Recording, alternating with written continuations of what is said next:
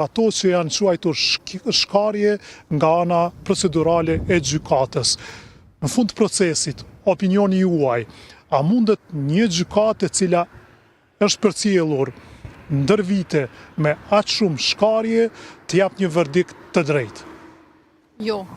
Jo. Mundet. S'ka se thjesht përgjigje. Është shumë e thjeshtë, edhe me qenë se u fol deri tash, le ta tregojmë për shikuesit e televizionit atë që është zbuluar gjatë fjalëve përfundimtare dhe që nuk është ditur deri tash për mënyrën se si prokuroria i ka mbajtur në ankth ekipet mbrojtje për kaq shumë vjet, pra ka mbi 5 vjet paraprakisht kur i ka thirrur për të intervistuar në zyrën e prokurorit të specializuar dhe prej kur ata janë dorëzuar në nëntor të vitit 2020 dhe 5 vjet e 3 muaj më vonë këtu ja ku jemi, aktakuzën të cilën e ka ngritur dhe e cila është konfirmuar më 26 tetor 2020, e ka ngritur në bazë të shumë dëshmitarëve, të cilët i ka ftuar më herët dhe i ka intervistuar në zyrën këtu në Haga, apo edhe kudo tjetër nëpër Evropë dhe edhe në Kosovë, dhe më pas të njëjtë dëshmitarët nuk i ka thirrur në këtë proces gjyqësor. Ekipet e problematike. Është problematike sepse prokuroria specializuar është mbështetur në ato dëshmi të viteve paraprake, 2020 e më poshtë, 2019 sidomos, dhe nuk i ka sjell më ata dëshmitarë në sallën e gjykimit në mënyrë që ata të sfidohen nga ekipet mbrojtëse për vetë faktin që sikurse tash po e potencojnë edhe avokatët kryesorë, ata e kanë ditur se ata dëshmitarë do ta shkatronin rastin e prokurorisë dhe nuk do ta vërtetonin se UÇK-ja ka qenë ndërmarrje e përbashkët kriminale, ashtu sikurse e pandet tash dhe që janë ndryshon komplet qëllimin se për çka është krijuar dhe për çka në fakt kanë luftuar edhe këta krerë të ushtrisë qeverimtare të Kosovës që tani janë në Hagë. Ky është problem shumë i madh. Ju po thoni që në mbarsje ka qenë qëllimi që të krijohet një përshtypje e cila nuk do të lejoj që procesi të jetë një proces normal që kërkon drejtësi, por ka dashur të arrijë në përfundime të caktuara. Prokuroria përveç që nuk i ka thirrur këta dëshmitar që e ka ditur që kanë qenë më poshtë në hierarki, qoftë edhe pjesë e UÇK-s, qoftë edhe persona të tjerë që do ta shkatronin rastin e tyre, nuk ka thirrur as dëshmitar të tjerë për shembull dhe i ka mashtruar në fakt edhe gjykatën edhe ekipet mbrojtëse, duke krijuar përshtypjen që ata dëshmitar janë friksuar dhe duke e ngritur këtë si temë që ekziston një klim intimidimi dhe friksimi ndaj dëshmitarëve, gjë të cilën e kanë përmendur tash e 5 vjet, ndërkaq në dokumentet të cilat i kemi parë, tash të cilat janë deklasifikuar, del që edhe dëshmitarin e fundit fare, që ka pasur në plan të jetë dëshmitari i 126, por për këtë arsye janë vetëm 125 në sallën e gjykimit, nuk ka ardhur dhe prokuroria as që ka bërë përpjekje për ta ftuar atë dëshmitar dhe për ta detyruar që të paraqitet në dhomat e specializuara, sepse trupi gjykues e ka një fuqi të tillë ndaj dëshmitarëve të cilët e kanë edhe shtetësinë e Republikës së Kosovës, por prokuroria nuk e ka bërë këtë, kanë qenë ekipet mbrojtëse të cilat kanë luftuar me prokurorinë dhe në këtë rast para trupit gjykues për ta sjellë edhe atë dëshmitar për të ardhur dhe për të dëshmuar dhe thjesht vetëm pas insistimit të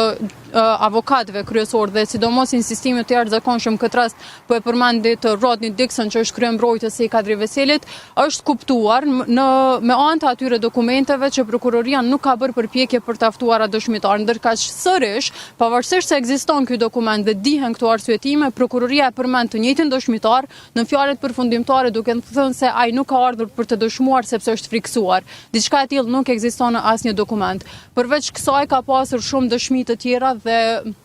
dëshmitar tjerë të cilët është dashur që të jenë patjetër të pranishëm në këtë proces gjyqësor, e të cilët janë pjesë e asaj që quhet ndërmarrje e përbashkët kriminale dhe dëshmitar tjerë të cilët kanë qenë figura kyçe në shtabin e përgjithshëm të ushtrisë qeverimtare të Kosovës dhe kanë shoqëruar edhe nëpër vizita nëpër rajone të Kosovës këta 4 të akuzuar tash në Hagë, për cilët nuk janë ftuar për të qenë dhe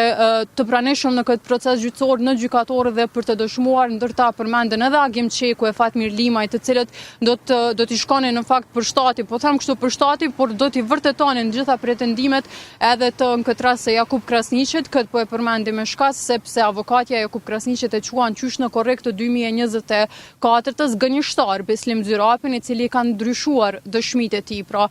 ka thënë krejt diçka tjetër në gjykatorën e gjykatës së speciale, ka thënë të njëjtat gjëra, ka thënë edhe në ICTY, pra në Tribunalin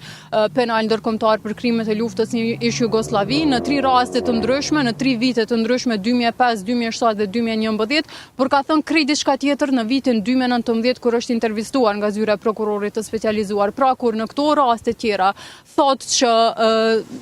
Ushtria Shëndetësore e Kosovës dhe shtabi i përgjithshëm nuk ka lëshuar komunikata të cilat i atakanin kundërshtarët politik dhe nuk ka prova se kanë kryer krime. Po ashtu thotë që ai ka qenë shef i shtabit të përgjithshëm dhe ka qenë përgjegjës edhe në mungesë të komandantit të përgjithshëm kur shkon në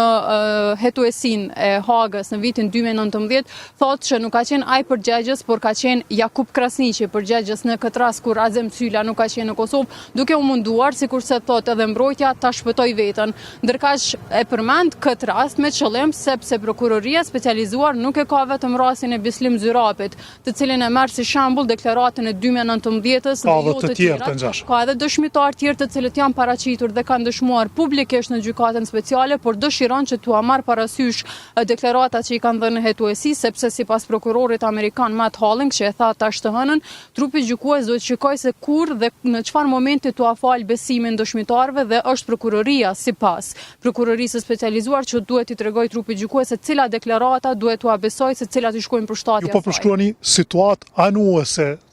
të prokurorisë, pra që ka zgjedhur për të shikuar se për çka flet dëshmitari dhe t'i jap prioritet. Pra dëshmitarët që kanë folur në favor të prokurorisë, pra organit të akuzës, atëherë kanë marrë më shumë të hapësirë dhe janë trajtuar nga gjykata, kurse të tjerët që kanë folur ose shpritur që të flasin për në mbrojtje të akuzuarve janë injoruar mas madhe. Pikërisht, pra, thotë që besoj unë dëshmitarit të njëjtë i cili ka dëshmuar në një zyre në vitin 2019, por mos i besoni dëshmitarit dhe kësaj deklarate kur ka dëshmuar nën betim në dhomat e specializuara të Kosovës me arsyetime të ndryshme. Përveç këtyre dëshmitarëve,